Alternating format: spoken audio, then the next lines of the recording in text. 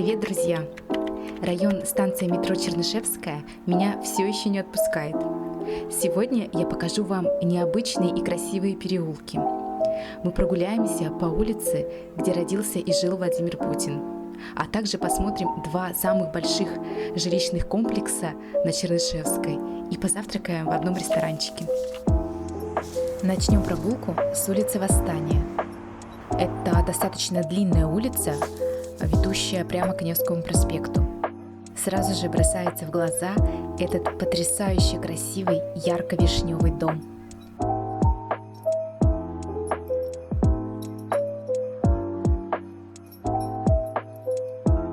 Немного пройдя дальше, улицу Восстания пересекает уютный и красивый переулок Гродненский.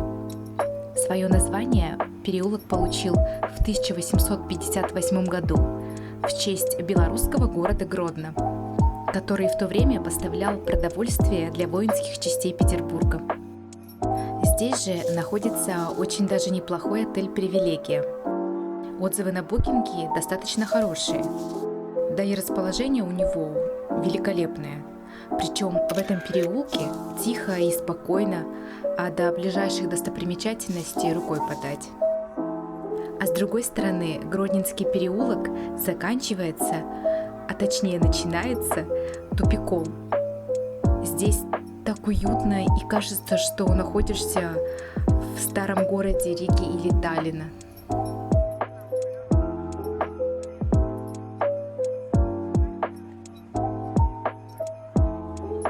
Идем дальше, и на пересечении Гродненского переулка и улицы Восстания находится вот этот потрясающий особняк Мясникова. В этом особняке в то время собирался весь цвет Петербурга во главе с певцами, балеринами и актрисами. В 2020 году его купил предприниматель из Петербурга за 550 миллионов рублей. Здесь планируют проводить концерты, выставки, а во дворе открыть авторские рестораны. Так что ждем с нетерпением.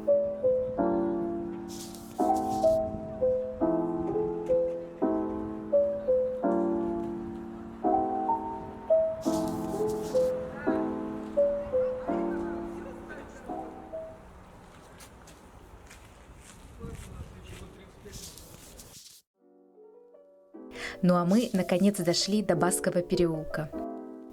Именно здесь, в этом переулке, родился и жил президент России Владимир Путин. А вот и дом номер 12 с двором-колодцем. В этом доме, а точнее во дворе, на 5-м этаже была комната у семьи Путиных. Отдельных квартир тут почти нет, одни коммуналки. Окна, естественно, были во двор, без лифта и без ванны. Дом сейчас является жилым, поэтому двор закрыт и попасть довольно-таки сложно. Вот посмотрите фото именно этого дворика и сам дом Владимира Путина. Президент жил тут вплоть до начала работы в КГБ. А буквально через пару домов в доме номер 8 находилась школа номер 193, в которой Владимир Путин учился до 8 класса. А сейчас здесь экономический колледж. Говоря о жизни президента в Петербурге, хочется упомянуть еще одно важное здание. Это Литейный проспект, дом 4. Здесь находилось управление КГБ по городу Ленинграду, в котором Владимир Путин проработал 10 лет, получив звание майора, а затем уехал в командировку в Восточную Германию. Сейчас же здесь ФСБ по городу Ленинграду. Из новых построек в Басковом переулке хочу отметить жилой комплекс «Русский дом».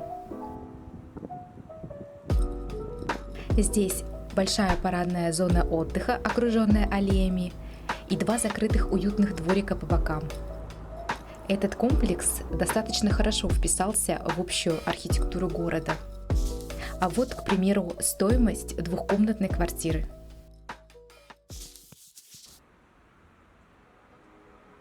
Буквально 10 минут пешком, и мы пришли на завтрак в ресторан «Итали», расположенный в Веленском переулке. Погода великолепная, поэтому отлично, что есть терраса на улице.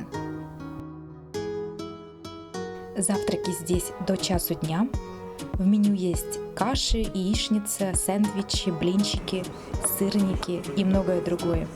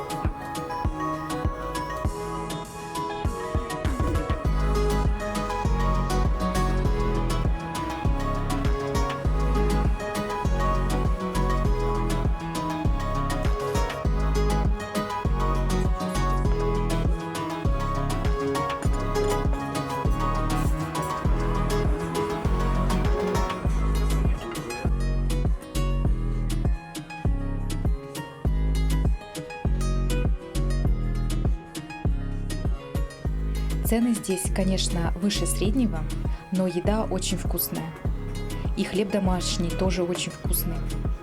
Но кофе немного было горьковато, а так все супер.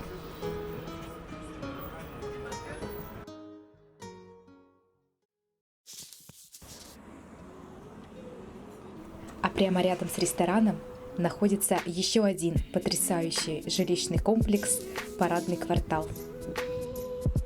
Я была очень рада, что комплекс открыт для прогулок и нет заборов, как, например, в предыдущем. Квартал стоит как будто на высокой платформе. Впрочем, со стороны комплекс почти не видно, он как бы спрятан от всех. Заходя в квартал, чувствуешь его обособленность. Это как город в городе. Здесь живут высокопоставленные чиновники и статусные бизнесмены. А на верхних этажах располагаются пентхаусы с выходом на огромные террасы.